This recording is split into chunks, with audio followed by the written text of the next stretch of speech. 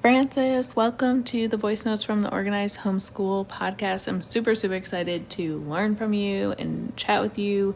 I see your posts and stories on social media all the time, so I'm excited that we're getting some actual one-on-one time. So kick things off, just introduce yourself, give me a little bit more info about you, about your homeschool, about your family, whatever you feel comfortable sharing, and then we'll go from there. So hello, Erica. Thank you for having me to chat with you through this new age style of communicating. It definitely makes it easier when we have busy lifestyles as mothers doing it all these days. I've been married for 19 years. I have 4 boys. Their ages are 25, 17, 16, and 13. So heavy transitioning from middle school into the high school years over here. And that's been a big transition for me, just letting go. And I love to keep our homeschool kind of on the adventurous side. Our last 2 years have been quiet, but I look forward to going out and exploring with my teens before they leave the coop. And so I don't have one philosophy that I follow either. I kind of like to leave it eclectic and kind of grab from here and there and everywhere. So I like to, always leave the doors open to be flexible and to shift and not, just use one style of learning. Because with boys, I feel like you have to be very flexible in all the things you do in homeschooling and just be ready to journey with boys growing into men. Okay, I'm first of all cracking up at the new age style of communicating. It definitely is new age, up and cutting edge. That's what it is, cutting edge. But thank you for being on the podcast. I'm so excited to learn from you. And, we follow each other on social media, so I feel like I know some things, but I'm excited to talk and chat in this way. So 4 boys. Okay, I love that. I have 2 over here, but they're much younger, so I'm eager to hear about, teenage boys. But how long have you been homeschooling? Did you homeschool, I'm wondering, the 17-year-old is still homeschooling, the 25, is he homeschooled? Give me a little bit of background about how long you homeschooled each of them or when each one started, all of that.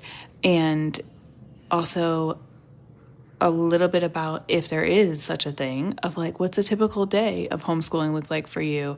And maybe, you said the last couple of years was a little more quieter, so maybe it's a typical day the last few years. And then what did it look like when the adventures were happening more? But yeah, so more background about how long you've homeschooled, and did you homeschool all of them? And then what does a typical day look like? Hey, so I've been homeschooling we're finishing our 6th year, about to go into year number 7, and basically when my boys were in public school, one up to 5th grade, one up to 4th grade, and one going into 1st grade.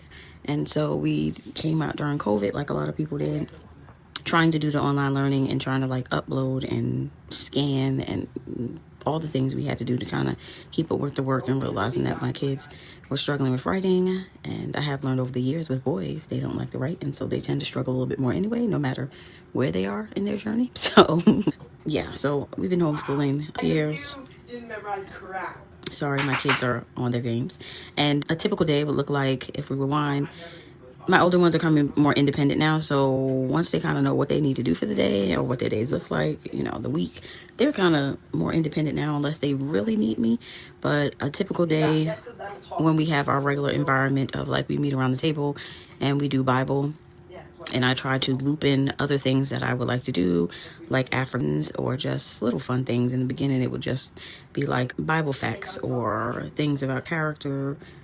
Or during the holidays, you put in that little wonderful, beautiful drip of the Christmas study and the study on being thankful and, all the nice little things. And so typically we would spend an hour around the table, and then my older ones would typically go to their work. And of course, I'm still there if they need me, but then I'm more so hands-on with my younger one, who is currently in the 7th grade. And so doing more one-on-one time with him. And then if I have to spend one-on-one time with my older kids, I just schedule it at a certain time during the week. We're going to get together and dig deeper into something that they might be struggling with. So not something that we do every day, but just, sprinkles here and there, which helps me also have and learning and transitioning into having more time on my hands, which is crazy when you are homeschooling. But yeah, nice, beautiful changes. And yeah, that's it. That's what a typical day looks like. This is going to be, you're going to laugh on this clip. Oh my goodness. Okay, all the gaming noises in the background are hilarious. I feel like I am gonna just be laughing our whole conversation because I'm gonna be thinking like, oh, is this what I have to look forward to when I have teenage boys? So one of the things that I'm like, ooh, this is what I have to look forward to is having more time. I am just like, how? When will that ever happen? Because 2 and 6 right now, I am like fighting for my workouts. I'm fighting for going to get my nails done, like all the things. I'm just like, I just need an hour or 2 or 3 would be great. But this sounds awesome. And I love that like the independence is built in and your older kids are, you know, working on their own and you're scheduling time with them. That's so cool. Like that's total, it's giving college office hours. Like they have to make the time when they need their professor. So that's so cool. What curriculum are you using? What materials are you using? I know that inside of my group that I'm hosting right now, Ready 2026, with other moms who are planning for next year, I've had a homeschool mom who we were talking about high school and how the content creators in like middle school and high school, so homeschooling content creators, the numbers just drop. Like there's so many fewer middle school, high school content creators. And so I'm curious to know what materials you're using because I know that like there's plentiful videos around first grade, second, third, kinder, you know, all the elementary grade levels, but not as many people sharing what they're using to homeschool their middle and high school. So what materials are you using and how are you lesson planning? Or how are you like, you're like, they work through their independent. Do they have, are you using like Google Classroom or how do they know what to work on? Maybe that's in your morning meetings, but I'm curious to know, what are you using? How do you plan? And a little bit of like, how do you stay organized with all that they're doing? Hello. Curriculum. Planning, organization. Okay. Now that 2 of my kids are in high school and my other one is finishing his last year in middle school, I'm really trying to foster more independence. So let's just start with science. So for science, I'm using Journey Homeschool Academy. This is our 2nd year using it. We did bio, and so we're now using it for chemistry.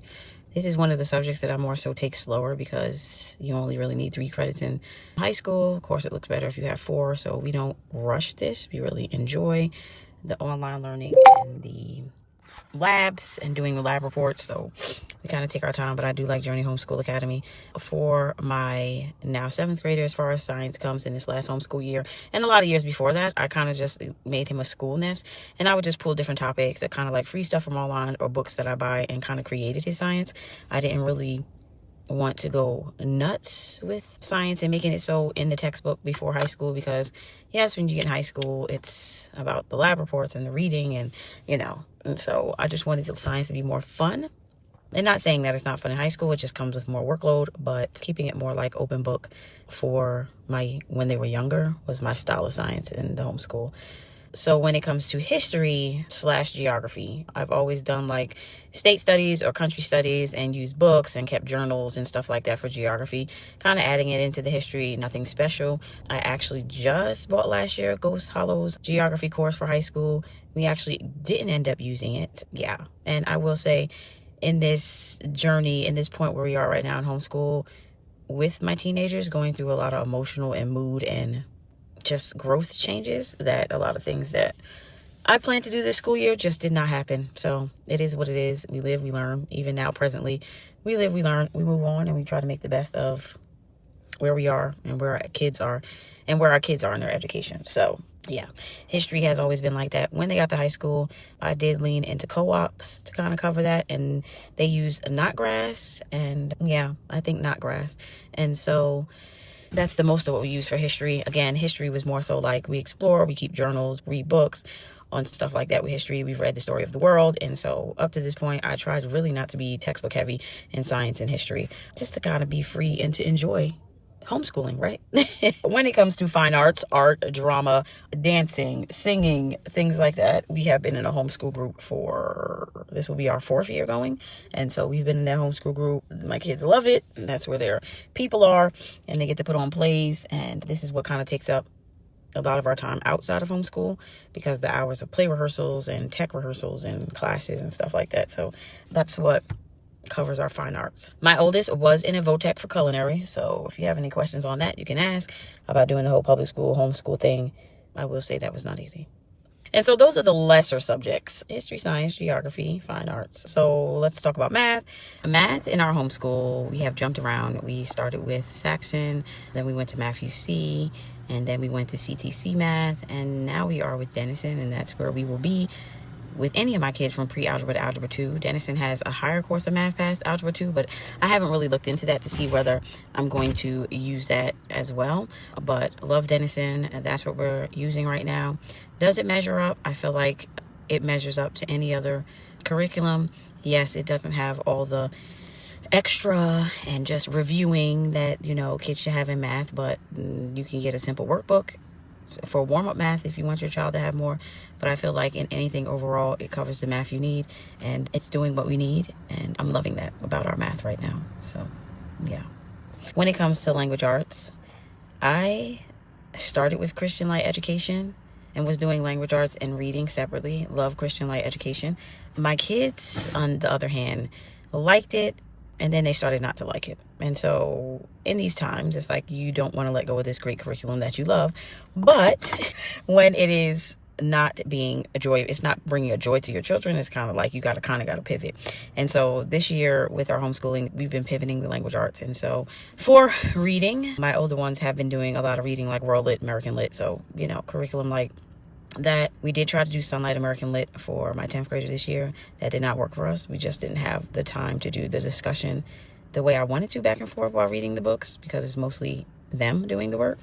And so, yeah, which turned into just doing our own style of American Lit, and then which turned into going back to Christian Light Education, because I will say my oldest one was using Christian Light Education Literature 1 course, and because American Lit didn't work out, we just transitioned to literature for my other child. And so it's been a jump around with the literature. I really haven't found anything that makes all of them happy that I can use one curriculum, which is kind of hard when you have to jump around and don't use the same thing. I think that is a big challenge for high school, because your kids, they're just not all going to like the same curriculum. They definitely will not all have the same style of learning as they do when they're little, but I feel like when they get older, it's very apparent in the way they learn and how they need to be educated. And so, yeah, that's literature, which I'm still digging and looking for what we are going to use next year. My kids will be using Redefining Homeschool and doing their literature circles. And so looking forward to doing that. When it comes to spelling, it's something that I have just used books upon books. I used Jack Chris Publishing spelling, which was good for what it was. I used another one that was from Rainbow Resources, and I can't remember the name, but spelling is something that I tried to do all about spelling. That did not work for us. So it's been an up and down roller coaster with the spelling, but I always just try to find the resources that fill the need and just move forward with spelling, whether it's online or book or worksheet, and that's that. When it comes to grammar, which is what I would say the subject that I love the most, when it comes to grammar, I will say that we have always used Grammar for the Well-Trained Mind, and we've used Fix-It Grammar, and we've used Jack Chris Publishing Grammar. Presently using 2, Fix-It Grammar and Jack Chris Publishing Grammar. My middle school did the whole Well-Trained Mind, and I kind of wanted to take a step back because we did 2 years of that. So I ended up doing Jack Chris Publishing Grammar, which I will say I love that grammar because I love the layout. I love that the lessons are small for the day. It's like you have a little book that comes with it, and it teaches the lesson, which your child can do independently, and then they do the exercises that come with it. So that's something that I did love for grammar, and it doesn't just do the basics. It really does deeper into grammar. The Well-Trained Mind overall, if you use that from middle school into high school and just really took your time with it, it would be awesome, and you wouldn't need any other grammar for your child at all. It's very thorough. It can be very heavy, especially when it goes into like the diagramming, but it is a wonderful and beautiful curriculum. When it comes to fixing grammar, I love the little bits and bites. And so once my kids finished The Well-Trained Mind, I believe we finished up to we didn't do the whole book, but because a lot of it goes into like punctuation, which it depends on how you feel as a parent when it comes to going beyond basic punctuation. Like, you know how to put it in, you might not need it anymore, so. And I'm just chatting on and on. But my older ones did The Well-Trained Mind for 3 years. And then I decided, you know what? I just need you to have little its and bits and bits and bits and bits. And so that's why I chose Fix It Grammar, because not only do I love that it starts out simple in the beginning, but when it gets towards the end of the book, it does start to challenge you. So I do like that for its quick layout, quick for them, something they could do in the beginning of the day as a warm-up, independently in the afternoon without, having me, be on top of them. So I do love that. I will say in middle school, I wish I prepared my kids more to be ready for high school. I feel like now, even as they're, getting up to like junior year and senior year, I wish I would have prepared them more to be more independent. They are independent, but they're not independent to the point where I feel like they could do everything 100% on their own. And maybe that's not to be expected, but we will see, because some of my older ones, they want to dual enroll next year. So we will see how that journey goes, and them, getting their stuff online and not having to like really, for me to like, did you finish that? Did you do that? And so, yeah, I'm looking forward to that. When it comes to planning and organization, I will say I've tried to plan and organize my best. One of the biggest reasons we're moving this summer is because we just need more room. And this was our home for a long time because of some things that happened during COVID that we had to move into this home. But it is our home, but it's time to retire this home to get an actual full home. We're kind of living in a multifamily, and so the room is a big thing for the planning and organization. But I will say I prefer paper over digital. And so I have bounced back and forth because I have wanted to see, not necessarily for me, but for my kids also, where do they thrive? Do they like paper planners, or do they like stuff digitally online?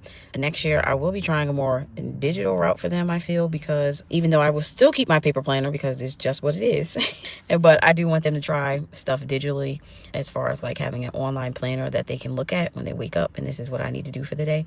I have tried Google Classroom. I have tried Trello. I can't say whether they worked or didn't work, because I feel like at a certain age, this might be better for you than the next thing. So what I do, a major thing I do with planning, especially in high school, is that we always look over, where am I going? What do I want to do? What classes do I want to take? These are big things that I try to like overkill in the summertime, and having meetings with my older kids, because I feel like what you're telling me, I want to make sure that I'm striving for you to get there. And so even with, a few years ago, my 9th grader wanted to be, he's like, yeah, I definitely want to go to an Ivy. Now he's kind of like, and I don't know whether that's because he feels like I don't want to do the work, but you just have to be there to be flexible with your kids. However they're going, I think that's what makes high school harder, because yes, you are their teacher, more so guidance counselor. And it's more harder from the aspect of like, just, trying to keep track of everything and trying to make sure that they're getting most of what they need, because you can't supply everything for them, but just that whatever they need to get to where they're going, that we are supplying that. I will say high school, I feel like, is more expensive also, because when it comes to online learning, or just wanting somebody who is a teacher per se, I know we say, public school and stuff, but you want teachers that are really going to teach them in high school, and that's something that you have to pay for. Or mentally, as a homeschool mom, you are stepping into the role as a high school teacher, and you just have to really know that, yes, you will be giving up time. When you talk about getting your time back, you will be giving up time outside of the classroom to read that book they might be reading, or to plan a lesson or make the lesson better because you don't like the way it looks, and just making sure the resources, and I say it again, keeping track of everything, and the transcript, and when it comes to start applying for college. So I feel like there's different things that you have to take care in high school.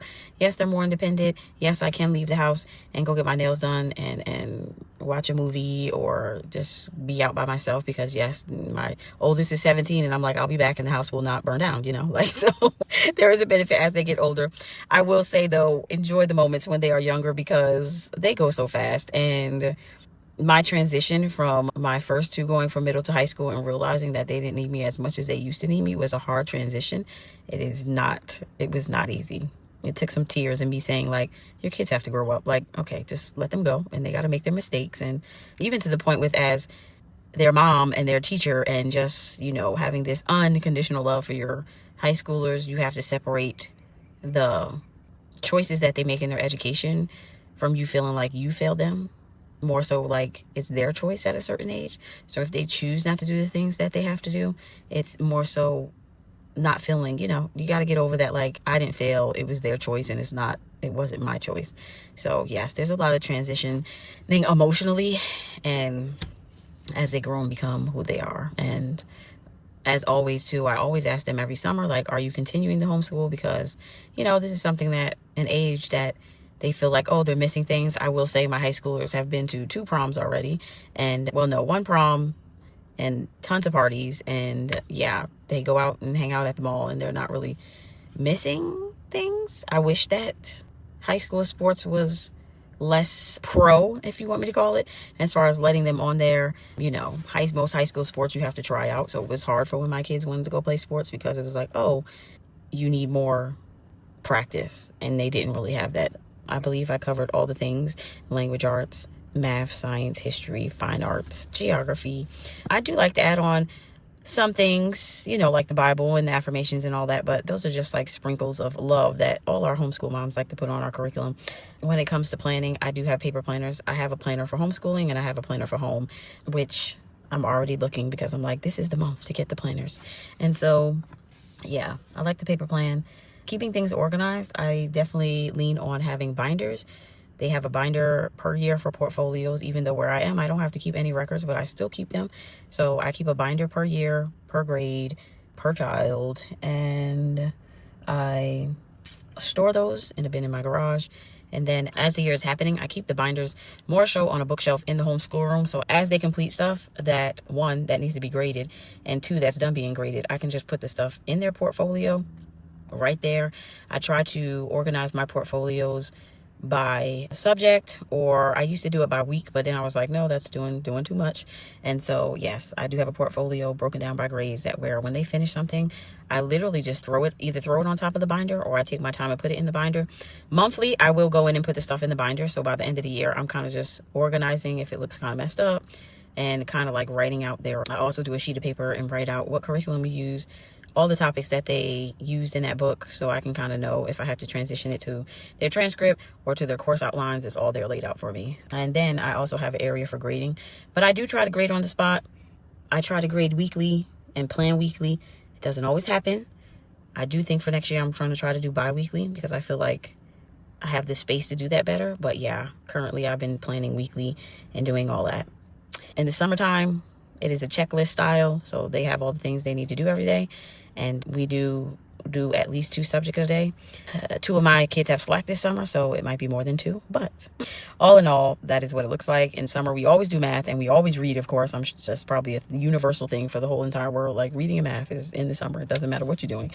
And so, yeah, I hope I answered all your questions, and hopefully I didn't give you like a textbook to sit and listen to. Okay.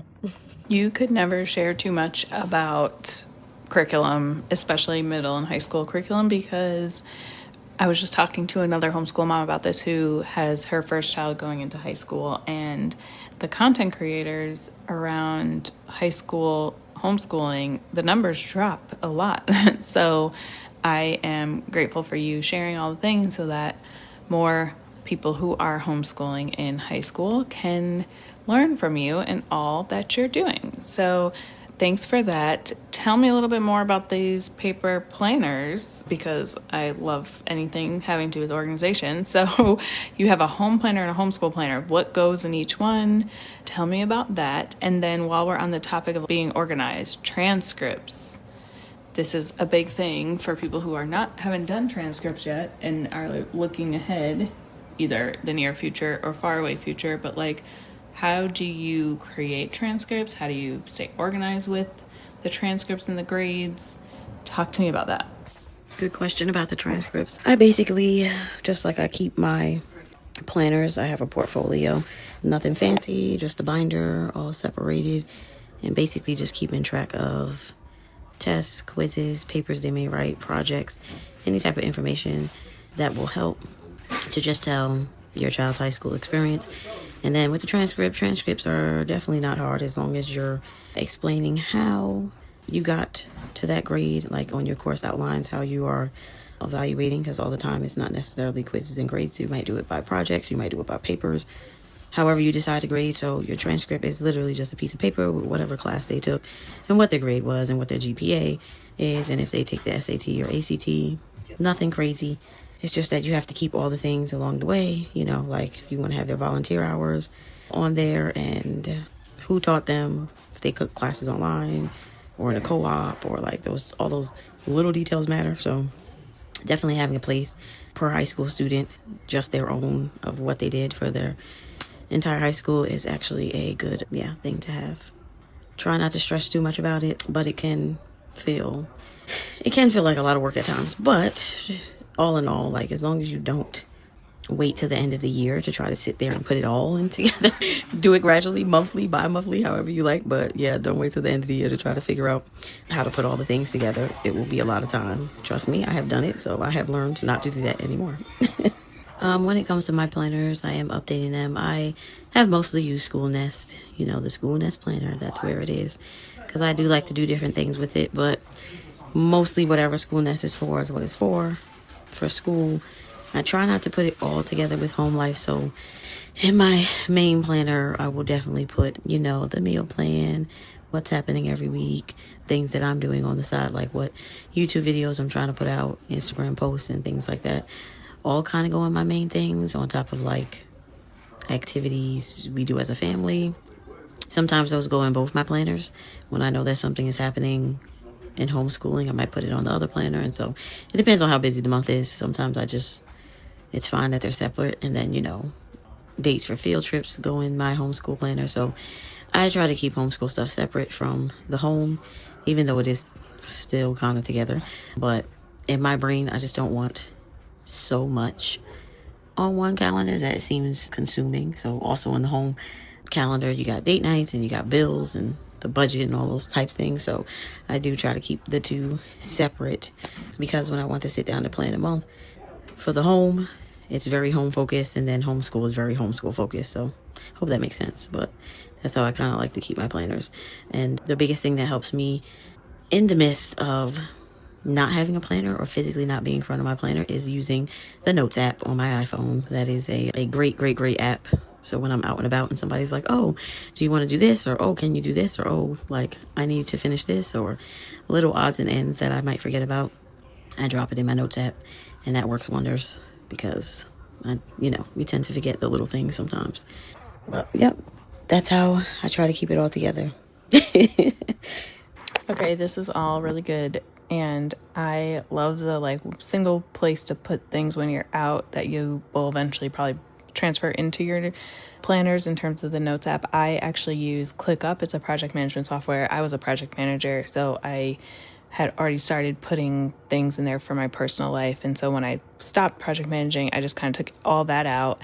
And now I use it for my personal life and things like social media posts and brand deals and all of that. And so I use similar, like whenever something pops in my head, I have one list in my project management huge group of lists that is call it inbox. And I literally just write it really quick in there, and then I go in and clear that inbox out. I try to do it every week, or I'll just glance at it just to make sure oh, this was something I put in here that I need to do, before the end of the week. But so love that.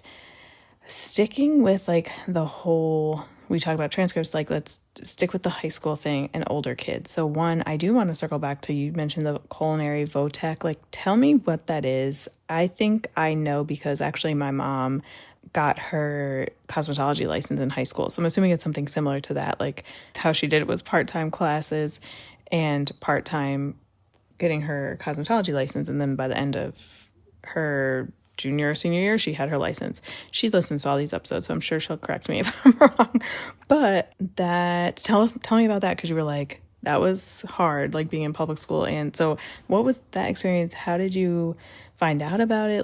I don't think that, I'm in Maryland, I don't think that is an option for homeschoolers right now. So just curious to know about that. And then the other part that's high school is, you mentioned you're trying to let go, and you mentioned independence a few times.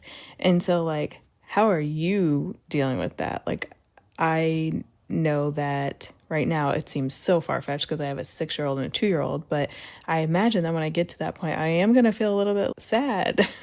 And I think you mentioned that too. So like, what are you doing to like deal with the fact that, okay, there has to be some release and letting go? So those two things, tell me about the VOTEC, culinary VOTEC, and then also about letting go and fostering the independence and what that looks like for you. Hey, I will say for the VOTEC, I feel like, and it does depend on where you live at and per school district. So if it's something that, anyone is interested in, the best thing to do, as just like with sports, is to reach out to the school that you are in so you kind of know what they will accept and not accept. And that also goes for like the PSAT, the SAT, AP classes, all those things that you might want your high schooler to kind of sit for and take the test through the high school. Yeah. So for me, signing them up for VOTEC, it's basically a 2 to 3 year experience. They will either start when they're a freshman or when they're a sophomore. Kind of depends on the school. And it's basically all branches of like the trades, whether it is culinary or health or like welding or mechanics or, any type of trade that kids will like, or performing arts. And so it was rough because the schedule was rough. He would have to be at the bus stop at 6:50 in the morning, which means he had to get up at like 5:30. And I will say my son champed that because he is an early bird. The only problem that made it hard is that even though he was home by 12, he was exhausted and getting work done, which, not to say the word behind and mean it in that way, but just saying that he has work to make up for because he has not kept up with the work. And for me, in fostering independence with that, it was like the first year he went in AM and the second year he didn't have to go to the PM, and then he was home at 4 o'clock. So it was like, it really messed up just his whole rhythm of doing homeschool and just trying to keep up with that. He did graduate this past year. He took culinary 1 and 2. He would have took the third year, but we are planning to move out of state at the moment. So with that being said, he just graduated with the 2 years. That still gave him a completed culinary experience. So it was rough because me stepping back and realizing like you are at the age where you can make your own decisions. And if you are choosing to like forego doing all of this work today, that is going to eventually catch up with you, especially when you want to graduate from high school and you're turning 18 and it should be your senior year and you're looking like, oh, but as homeschool moms, behind is not behind. You finish when you finish. There is no race to the finish line. And so that's kind of the mindset that I had to take as I stepped back from just being the teacher / mom that wants to take everything and fix it for them. At a certain age, they have to learn from their own mistakes. And so, in that sometimes as moms, we feel like failures. We want to cry. We feel like we didn't do enough.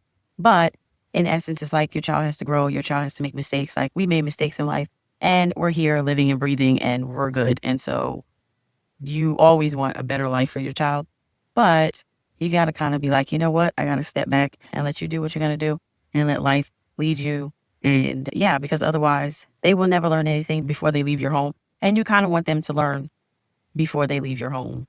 And not, you don't want them to just go out and then feel lost and have no knowledge of choosing right from wrong and thinking about their decisions before they make them. And so that is definitely a transition. I will say I have felt it because I have a 17 and 16 and just turned 13-year-old. So yes, I am feeling the moments of like, oh, you don't need me to do this for you anymore. But still being able to create moments, whether it's, we might do Bible study together. We might sit down and eat together. These are all the things that I am trying to bring back in my homeschool because I know in these days teens want to have screens more than they want to spend time with people. So it is hard. Oh my goodness. I'm sending you all the energy to, I don't want to say that like deal with. Deal with is not the right word, but like, to continue to support your teenagers, because we had hockey this morning and the way the rink is set up is like tables right in front of the ice in the lobby where you can still see, but you're in the warm area. So oftentimes you end up sharing tables with other families because there's not that many tables, but most people want to stay inside where it's warm versus out in the area where you'll be in the ice rink. And so I say all to say we ended up sharing a table with a family that had 2 high school boys. And I'm like, did they watch 30 seconds of the scrimmage? I don't think so. And we were there for 2 hours because our son plays with his age group and then he plays with the next age group up. And I just was like, oh my gosh, teenagers like obsessed with their phones. So it's funny that you say this. And so, like I said, sending you all the energy. And I know I'm like mentally prepping. I'm going to need all the years to mentally prep for that. But thank you for sharing more about the VOTEC, and congratulations on him getting through the 2 years and, you know, letting him learn from real life. Like this is real life, and it's better that he learns some of these lessons now than when he leaves your home and, you know, would have to learn them I don't want to say completely on his own, because he always can call you and come home and do all the things, but, you know, out there in the real world. So I definitely feel you on that. So tell me more about socialization. We just talked about phones and how like they just want to be on their phones, but like you mentioned prom earlier. How did you find the proms? Is it their, you know, a district school's prom, or is there a homeschool's prom? I know that in my area we do skating on Friday. It's just free skate, not hockey. And there's some high schoolers and they go to prom. Middle school too. Middle school and high school, they actually had a homeschool prom this year. So, and I think they've had it for a few years, but this is the first time I heard about it. So curious to know about that. How'd you find out about it? Do they do high school sports? Like, what does socialization look like at this age group for you? Socialization definitely came in the form of, in the beginning, because we were still in the same town of the public school that they came out of, they just kind of still hung out with their regular friends from school. And that was maybe about a year and a half thing that we did. And then we moved. And then after that, I started looking for places. First, we joined 4-H.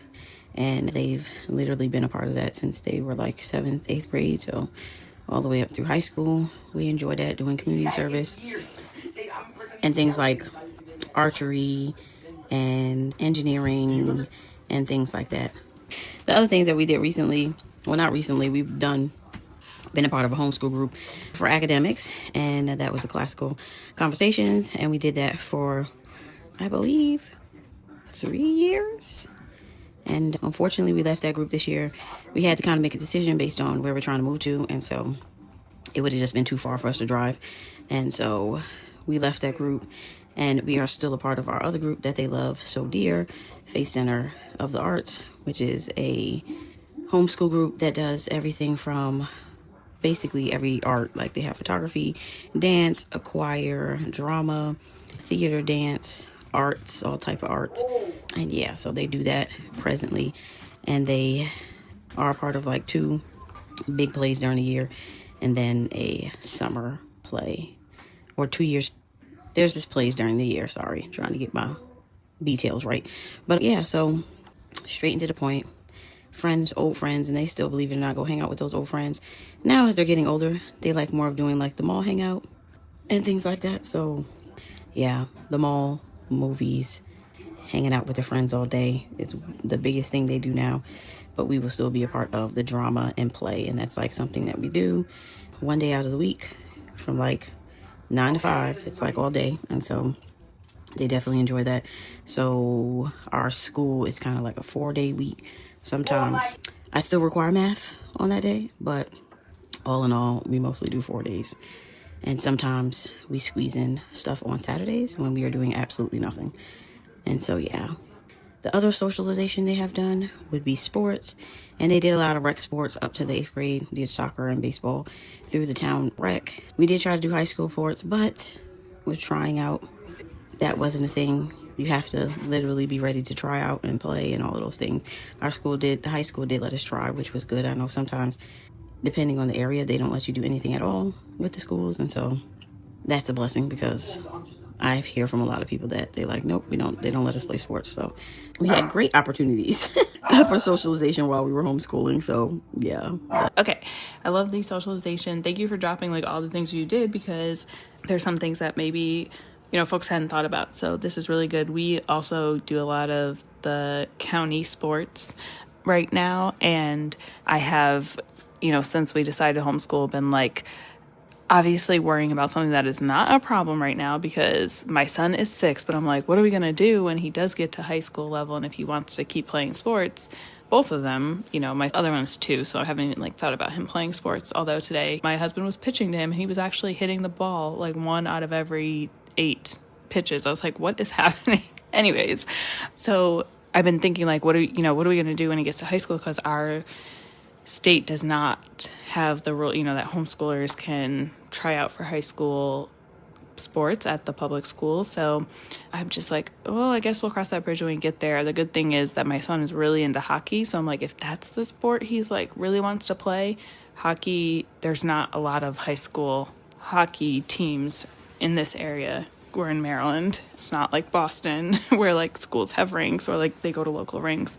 There are a few, but mostly it's like you play club. I guess it's club. I don't know what it's called. Yeah, I guess it's club. So we're like, well, that will be easy because then it won't be like he's not able to try out for his team. But anyways, all of that to say, thank you for sharing. Switching gears completely, but still keeping homeschooling in mind. I know you post on social media and YouTube also. I've been plotting on I started YouTube 2 years ago. I think I posted 4 weekly planning videos. And then, I don't know, life happened. Infant, newborn, kindergartner, like whatever. Excuse. So tell me, how are you? It's probably easier because your kids are more independent. So you can be away for an hour to record YouTube and edit it and all the things. But how long have you been doing YouTube, Instagram? What do you post about? Is it all homeschooling content? How do you stay organized with that? How do you get it done?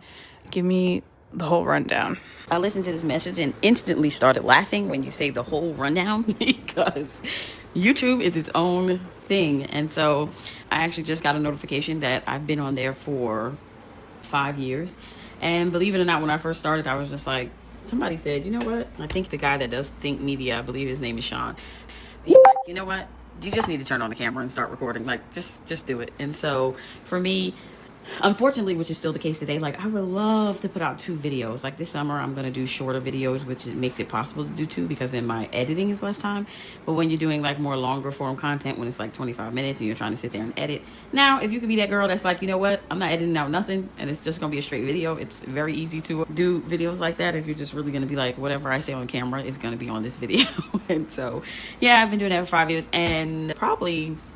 So yeah, a year after we started, I started doing the YouTube thing from the beginning. I feel like I was on Instagram. So one thing I will say is hard to do both, but I am trying to work into a more meshed, so whatever I share on one, you kind of get the extra details on Instagram. So YouTube would be my main and, let it overflow to Instagram. But those are things, of course, that I'm still working on. But I feel like once you get used to editing, you're good. I think things that make it hard is when you start to have a lot of videos and a lot of footage and sometimes I've had to stop and say, yeah guys, I'm gonna be missing because either my hard drive was full or even my computer was full or whatever the case was. And I am definitely in the next 6 months trying to do a whole, once we move, to have my own space that's set so it does make it easier. And the hardest thing was where am I going to film today because the house is a mess or so it just depended on the day and yeah. And so all in all, I like the experience. I am more so a person that likes to share more than one thing, so I'm really trying to change over to my 3 pillars, which is homeschool, heart, and home. And so I like to clean, so it'd be more cleaning and maybe some cooking. And then heart is more so relating to the heart of just us homeschool moms or as a Christian mom. It's just it's not easy in these streets. It's not easy, okay? We do a lot, and I don't want to ever make it seem on my YouTube, because this is personal to me, that we do not have hard times, and it's never hard, and oh, this is so beautiful and wonderful. No, I'm going to give you the dirt, okay? If I felt like crap last month while I was homeschooling, you're going to know that I felt like that. And so I try to be more real.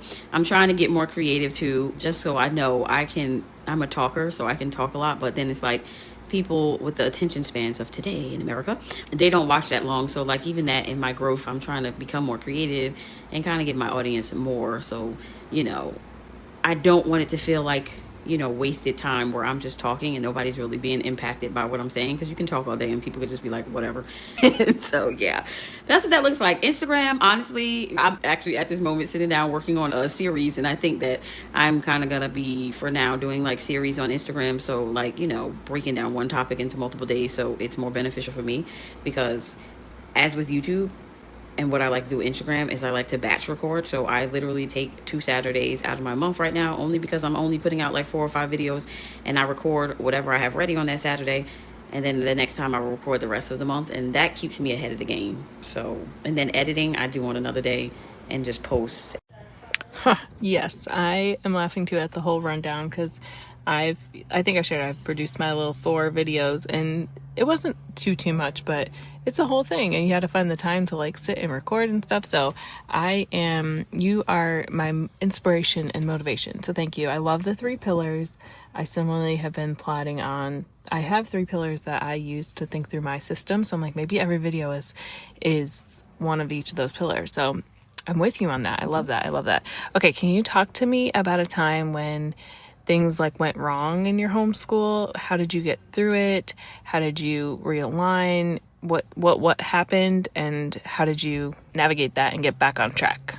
I would say that's where I've been currently sitting for the last year or so, with the intro of screens into our lives, having teenage boys. So, and honestly and truthfully dealing with screen addiction and trying to get that still under control. And because I will say it definitely comes with outbursts and not being able to control your emotions and anger and all those crazy, ugly things. But yeah, I believe that with a little prayer and a little shake up and a little renewing of things that, and rules.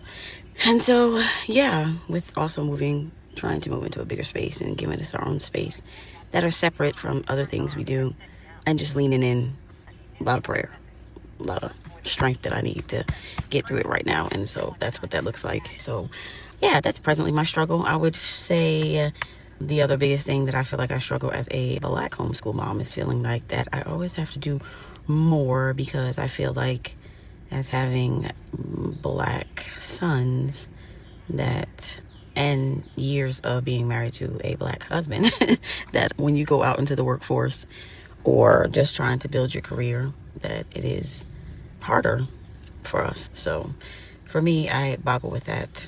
Not something that happens all the time, but yes, in those moments where it's like, oh, comparison hits, or you're doing too much Instagram scrolling and you're thinking you got to do everything everybody else does. And so yes, that's the thing that I'm always trying to tell myself, even without the whole culture thing, that I'm doing enough. And I feel like it's it's a homeschool mom thing, right? So yeah, but I feel like there's an added pressure because of history. So yep, that's that. There's 100% an added pressure. Like at least I feel it too.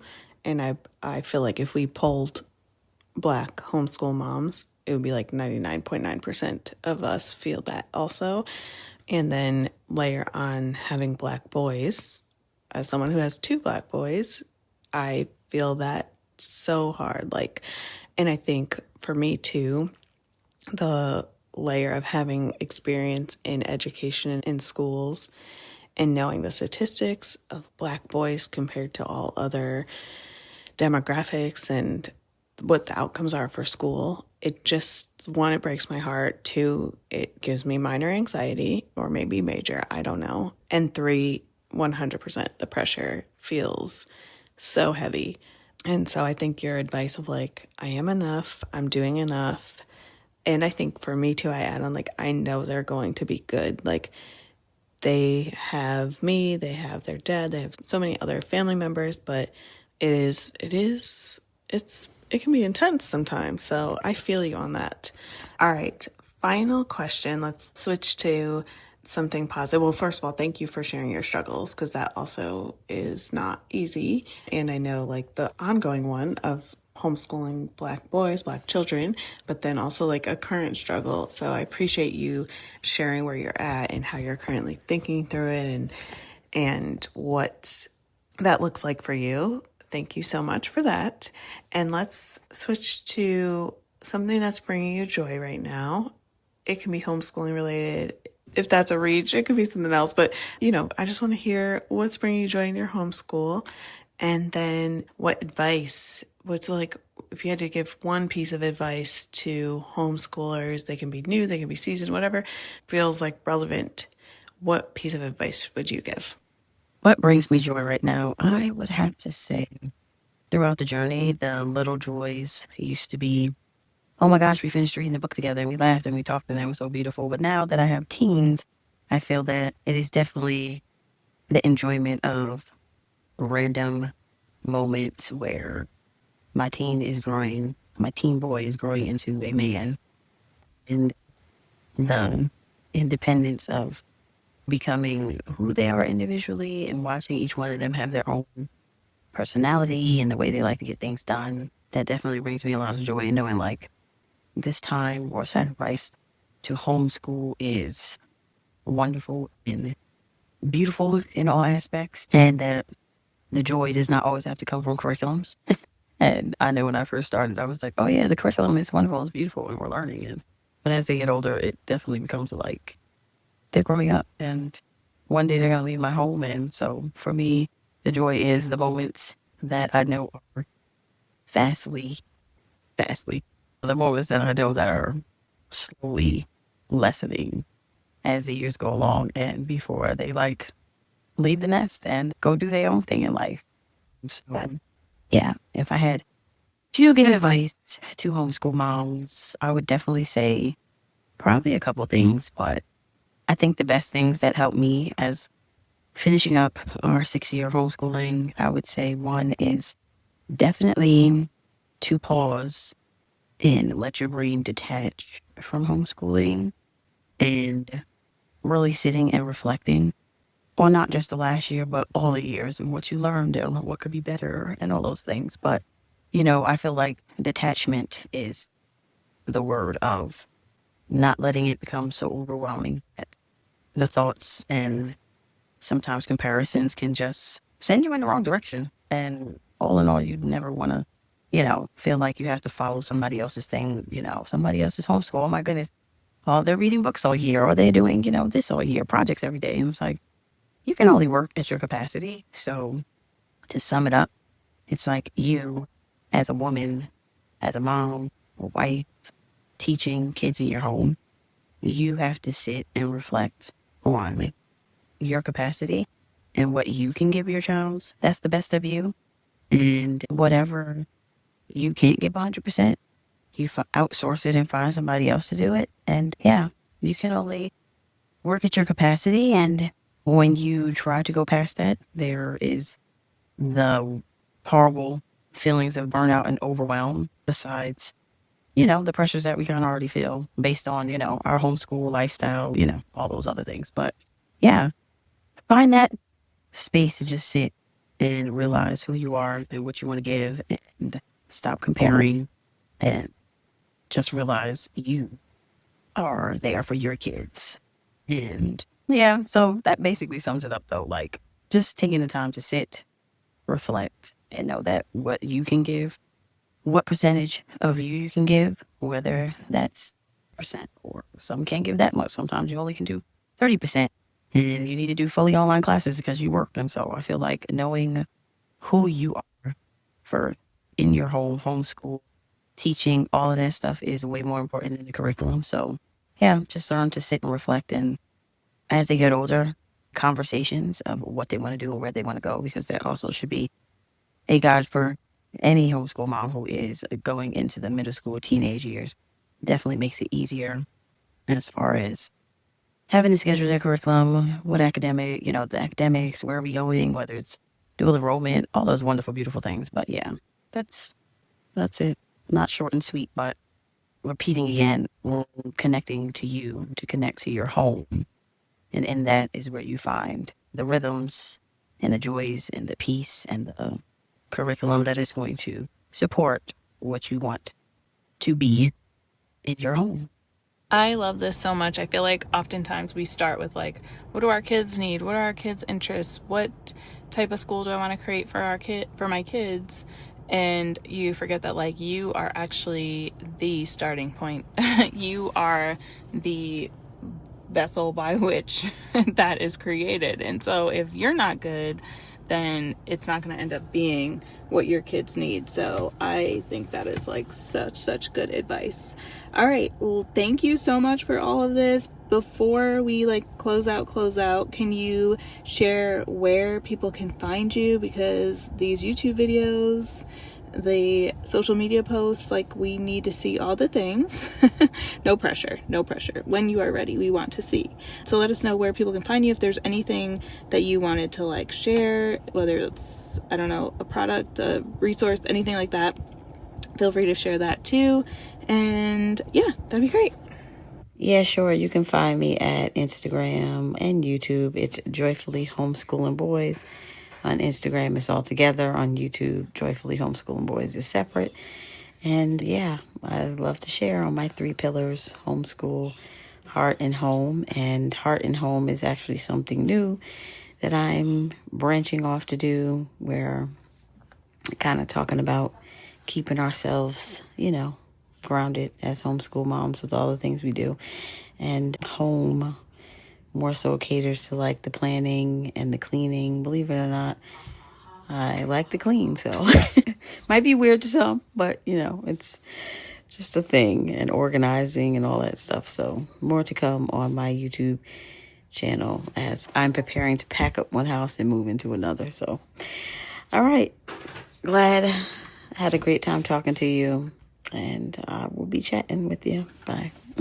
Awesome. Thank you, Frances. So grateful again, and looking forward to keeping in touch and following along on your YouTube and social media and all the things that are going to be happening as you move and as your kids continue to grow into high school and beyond. So thanks again, and talk to you soon. Bye.